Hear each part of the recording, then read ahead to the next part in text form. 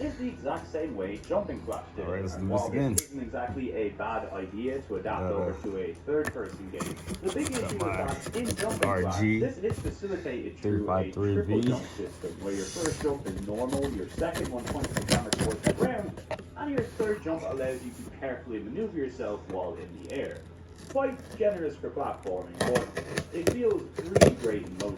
Bubsy, on the other hand, he has one jump, and that immediately changes your camera angle towards the ground. It's quite flawed for sure, and I think the biggest issue with it is that it prevents you from seeing what's around you while you're platforming, which is quite important actually. And this whole system in place, I think, would have been better suited to at least a double jump, in original my box. opinion. But in saying that, it does work a bit better than you'd probably think, and this is mostly thanks to Bubsy having a pretty generous ledge grab. But if you do get used to this game's jumping, the platforming here is surprisingly consistent, certainly a lot better than some games we've looked at today. Bubsy's other ability, and one of his trademark moves taken from his older games, is his ability to glide by pressing the triangle button. Now this glide doesn't really work like you'd expect it to, which is to say, if you want to glide, you can't do it from a jump. Pressing triangle actually makes you jump, and then you start gliding. Although the fallback from this is that a glide jump gives you less height than a regular jump, but of course you will move a little further horizontally, although the distance is usually quite minimal, so I rarely ever use gliding for traversing platforms. SD card. The main usage of Bubsy's glide ability is to float on top of fans and various other custom wings to carry him higher, a mechanic which will appear frequently throughout the game. It's a little weird to get used to at first, but once you got it down, it is also surprisingly consistent in action. And lastly, Bubsy's only other ability is to fire atoms at things. Atoms are the main collectible of this game, and you're going to see them all over the place. Collecting 50 of them will heal Bubsy's hit points a little, which he usually has 4, one for each toe in his paw, I suppose. And naturally, if you collect 100, you'll get yourself an extra life. But instead of collecting everything seems to be here to kill enemies. If you run into an atom while holding square, Bubsy will then charge it up, and once you let go of it, you'll fire it in the direction that you're aiming. Although if you do hold on to an atom too long, it will explode and damage you, which is generally the one thing you don't want to happen. Atoms are good for killing enemies from a distance, as well as software chip in there. If you shoot them into other atoms, okay, guys, let's start it up. Point chain. What are the points for? Actually, I like the way bragging rights, I guess. I mean, games just had points back then, right? But I at least like that there's a little technique here that you're gonna have to exploit properly if you want to be a high score challenger of Bubsy. Right, I'm sure at least one of you is an expert at it. Although you may want to hold up, because some atoms are greater importance. I like the way it feels in my hand. Atoms are also the key nice and to pocketable. Some secret areas. Now, when the game first showed me this, I thought it was taking the piss, because you literally fire an atom into a random texture, and then a whole mountain just collapses to reveal a brand new area. How on earth are you supposed to stop these, I thought. But luckily, in spite of the game's visuals, it is in fact quite easy to tell where you're supposed to use this technique. Even if in one of the levels I just ended up glitching myself over a wall using my sick Bobcat jumping abilities because I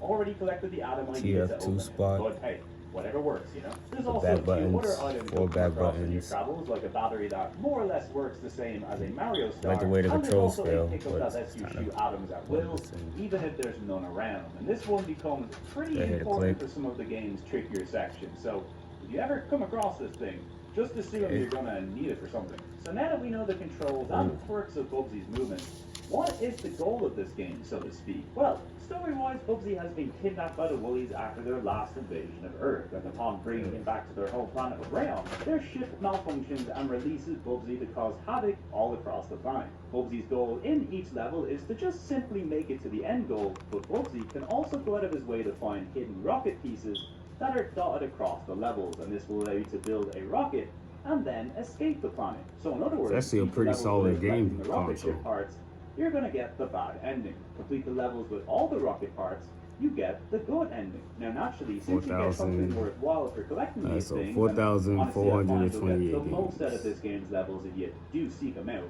we're going to aim for 100% of the rocket parts. Each level usually has 2 rocket parts to collect, and often the challenge of these levels, at least for me anyway, was figuring out how to get these two rocket parts. They're often hidden away behind PC secret doors, Engine, maybe somewhere off the beaten Nintendo, path, behind a little Game platforming Boy, challenge, Super or maybe they'll Nintendo, require you to succeed Nintendo at a weird 64, little minigame. Game Boy They're not Color, objects that Game you're Boy going to stumble Advance, across by Nintendo chance. You're going to DS, have to work to get these open things. board, Believe me, in some levels ports, you'll be working pretty hard. settings, Most levels usually contain hints in the Sega form of Master these eye System, telescopes that show you the general direction of where they are. Mega Drive, But the challenge isn't really Game Gear, knowing their locations, more so Dreamcast, knowing the things you need to do in order to Neo get there. Geo, And honestly, some of this stuff Neo is Geo pretty Pocket, fun and interesting level design. PlayStation, Some of it is also not very fun or PSP, interesting level design, but I did often feel quite pleased with myself whenever I managed to find these things, as the solutions aren't always that obvious and do require you to think outside of the box or explore each area quite thoroughly, which I quite like in my more open-ended platformers. And believe it or not, Bubsy also Sonic. features underwater levels, which add even more mechanics into the mix. Now I know what you're thinking, right? Time controls, early 3D platformer, Bubsy 3D, underwater levels. That's a recipe for disaster, right? Well, against all odds, I think the underwater pretty good levels audio. of Bubsy 3D aren't just the best controlling part of the game. The control in general is just pretty good, by which I mean everything behaves like you'd expect, with individual buttons to control your vertical movement, and that whole momentum thing from earlier is now also gone, so yeah, it's actually pretty good. You can still fire atoms while underwater, which is quite handy, but you also get a new attack that allows you to dash into enemies by using up some of the oxygen in your helmet. Oh yeah, Bubsy has a little scuba helmet here that lets you breathe underwater. You might wonder where you found it. Analog It stick isn't work. But if you're thinking about that sort of stuff while playing Bubsy 3D, it's time to stop.